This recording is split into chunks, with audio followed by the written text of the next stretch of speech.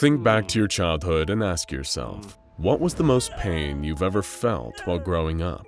As we develop, our understanding of pain evolves according to our different experiences. The older we get, the injuries we suffered as children, like a scraped knee or a bee sting, rarely cause us the same level of distress as they used to.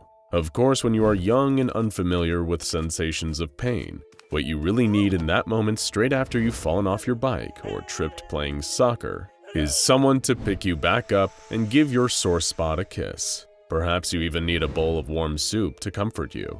Luckily for you, SCP-348 is exactly that. While many of the anomalies held in containment by the SCP Foundation have earned the Euclid or infamous Keter class designations, SCP-348 is one of the few considered to be safe, both in the sense it poses no containment risk and in that it wouldn't hurt a fly. It is neither an ancient eldritch abomination from another dimension spreading its influence in our world through mimetic stimuli, nor is it a recording of a basketball game in which all the players and spectators are trapped inside. It isn't an indestructible limb-generating reptile or a towering winged being wielding a flaming sword and guarding the entrance to the Garden of Eden. To put it simply, SCP-348 is a bowl. A white ceramic bowl, the kind you would find almost anywhere in the world. It may even look indistinguishable from the one in your kitchen cabinet. Of course, SCP-348 is hardly as ordinary as it outwardly appears to be,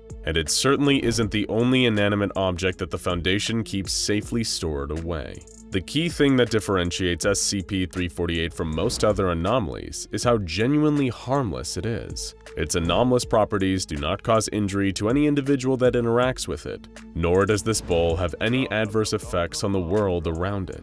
SCP-348 cannot bend or reshape reality. It does not cause the person eating from it to have premonitions of their own death, and using it certainly does not manifest a contract-making entity at the opposite side of the table. So what makes this bowl in any way anomalous? What about it categorizes it as an SCP and not just a harmless piece of fine crockery? Well, why don't we start with how SCP-348 was first discovered? Some time ago, the SCP Foundation was made aware of rumors surrounding a child living in an unknown part of the world. According to the intelligence gathered by the Foundation, this child seemed to possess some sort of healing ability, or at least this is what rumors suggested. Upon further investigation, the source of these so-called remarkable recovery abilities wasn't the child, but appeared to come from a small ceramic bowl, which we now know as SCP-348. This is not to say that the bowl has any inherently supernatural healing properties, and it doesn't impart any regenerative power to those that eat from it either. It does heal in a certain sense, but not in the way you're probably imagining. When the SCP Foundation recovered SCP-348, there were no markings on it indicating where the bowl came from or who it was manufactured by. The only visually distinct details worthy of note were flowery patterns that appeared to be hand-painted around both the inside and outside of SCP-348. The ceramic surface also bore the Chinese letters Shang Xini, which translates to the phrase, "thinking of you." The child that first discovered it found the ceramic bowl in the attic of their home. The child's parents were both full-time workers and seemed to be somewhat neglectful of their child, although they refused to comment on this. But according to the findings of the SCP Foundation, the child had come to rely on SCP-348. Deciding to further investigate the anomalous properties of SCP-348, the Foundation began testing it, given that the child who first discovered the bowl had relied upon it. Tests involve Foundation researchers presenting certain children to SCP-348 and observing the results. So was this bowl haunted? Perhaps harboring some malicious spirit or entity that sought to corrupt these children, maybe even healing them in order to somehow use them as a vessel to break into our world? No. And while it may have not healed in any overt or expected way, it did heal in at least a metaphorical sense. If presented with an injured child sporting any form of minor ailment such as a cut or a runny nose, SCP-348 fills with warm soup. And yes, that's right, we said soup. What kind, you may ask? Well, that seems to vary. Sometimes it is tomato soup, other times it might be chicken noodle soup. While the ingredients used in the soups are often different, there are notable consistencies to how SCP-348 heals. If anyone between the ages of 4 years old and 18 years old sits down in front of the blue flowered bowl, then SCP-348 will fill with soup. Numerous young test subjects brought in by the Foundation to eat from this particular bowl of soup have reported that they enjoyed their meal, usually finishing the entire bowl when permitted to by research staff. Many of the injured children that were tested have stated that the soup they eat from SCP-348 reminds them of their parents' cooking. These children have expressed contentment and feelings of comfort after acquiring their various cuts and bruises. Some even claim that even though they were in a room all alone, they didn't feel lonely when they were eating the soup. And all the anomalous properties don't end after a child finishes the soup. Usually, although not always, the bowl will leave the child a message, often some brief words of reassurance or comfort.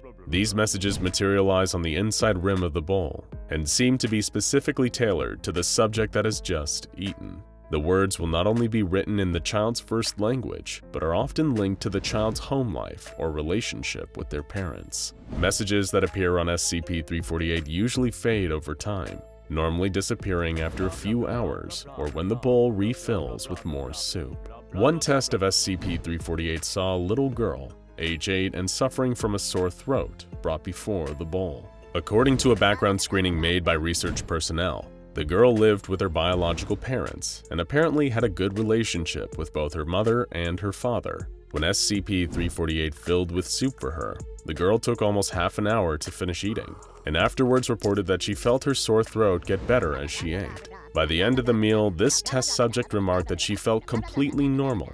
In this instance, no message appeared within the bowl. Another child was brought in to continue the testing of SCP-348, this time a boy of 10. Unlike the previous test, this boy was not on good terms with his parents and often argued with them.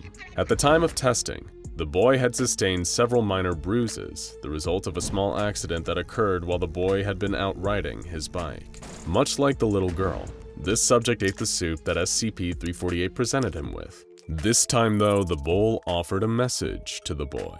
The lettering found on the ceramic surface of SCP-348 simply read, "Don't forget to brush." Messages also appeared when an 11-year-old boy with a slight cold ate soup from the bowl.